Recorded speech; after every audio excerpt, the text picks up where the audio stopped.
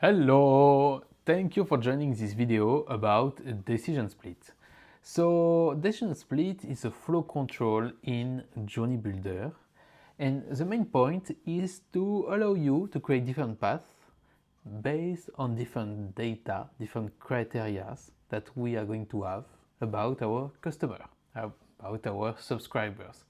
So here I took the example of a journey, and I want to send different kind of communication based on if my customer attended the event, or if they attended the event but also from an English speaking country, one of these three: UK, US, Ireland.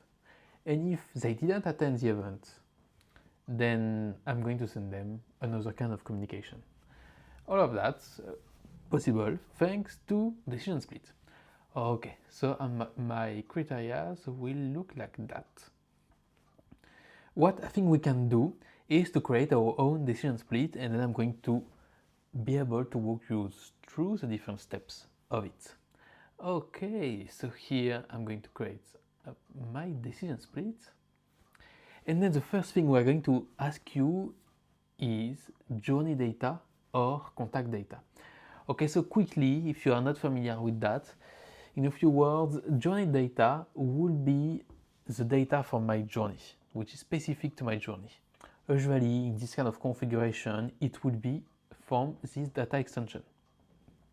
The good thing of it is that, well, you don't have to set up much things, you just have to have your data extension, upload it to the journey here, and that's it. You can use journey data.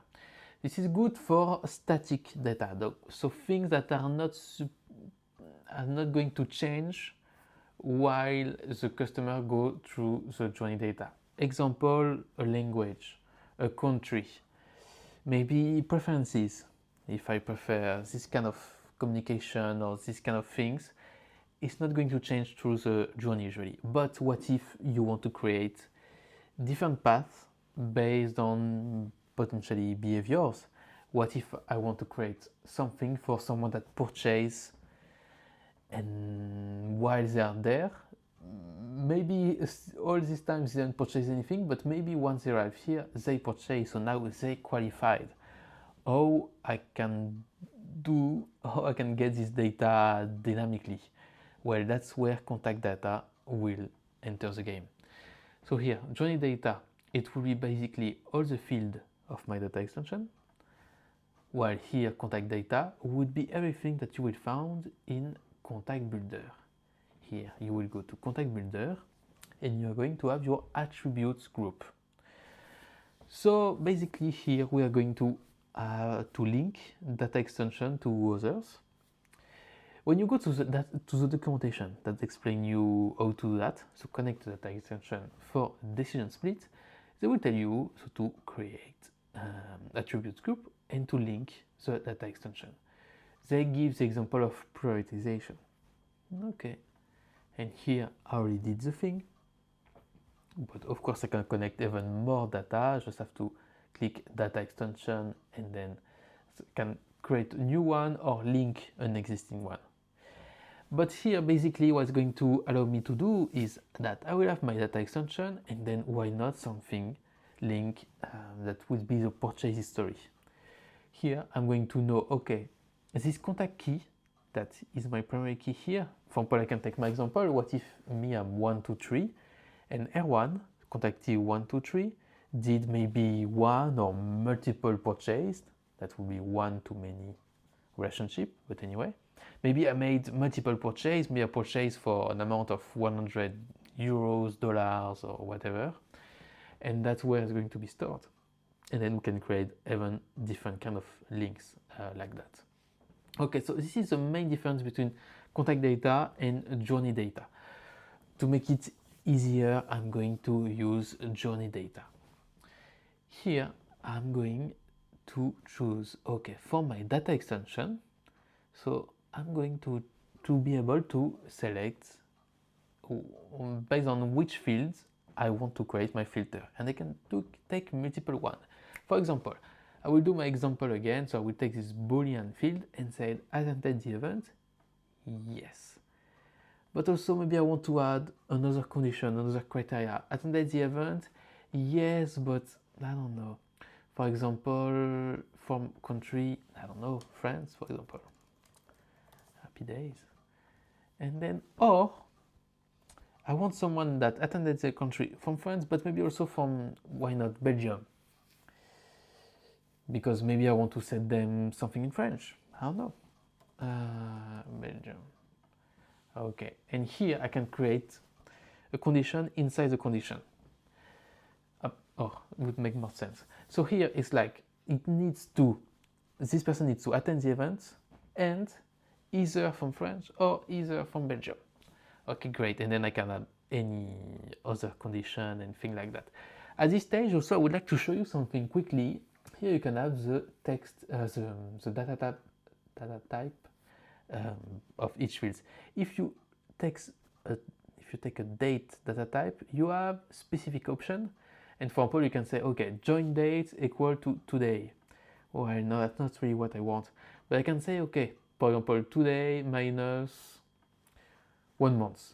So here it's going to take, okay, the join date that I have in my data extension, that is minus 1 month, it will become a criteria. Of course, I can take it 1 year and things like that. The whole point of it is to tell you that we can, out of the box, it has different filter for date, which I think is very useful and may save us time. All these fields are the field of my data extension that you will see here. Country, customer level, we can think about some kind of loyalty program and things like that. Attended the event, Boolean field, and then the join date. Okay, that's great. So I will create all my paths. I will move myself. And then here, okay, maybe I spend a good amount of time to fine tune it. Just to go a bit faster, I will click copy. And then here I'm going to make other kind of modification. Okay, maybe I want someone that attended, but also customer level, someone with my gold customer level. That's great. And then the question is, what if someone qualify for both? What if someone is gold, but also attended the event in Belgium, for example?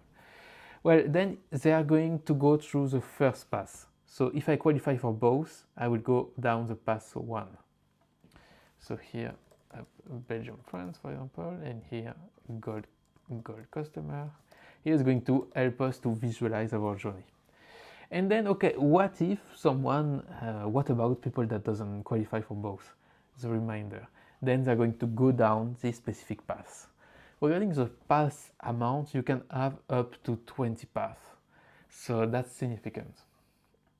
And then I click done, and then here you will see Belgium, France. And then here I'm going to put my communication, my email, my wait activity. I can just leave it like that and let them end the journey. Or, like in my example, I can separate them for communication and then click join to make them go the same path in the end. And to maybe in 1 month, regardless of if they attended or not, send a communication for my next event. So decision split, very great tool to create different paths based on customer data, based on some criteria that we are going to have, and we can take either from our journey, from the data extension, or from the contact builder, from data extension that I would have linked prior to that. Well, thank you for your attention. Let me know if you have any question. I will be happy to answer, and thank you for watching. Bye bye.